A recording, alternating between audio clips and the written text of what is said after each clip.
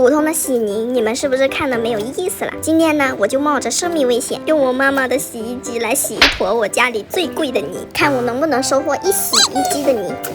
OK， 现在我们盖上盖，开始，已经在洗了。哇哦，看着满满的黄金色，用手捞一下，好像只剩一点点了，是怎么回事呢？不会吧，我的泥都给洗没了吗？那我得赶紧暂停呀，把水放掉，不然我妈等会要来揍我了。如果等会我妈问起来，我就说是我的小助理做的。这放了水，怎么还有残留啊？这可咋整呀？算了算了，先把它盖上吧。我现在先去打包行李吧。好，我的小助理从今天开始放假了，记得关注我哟，下期带你看更好玩的。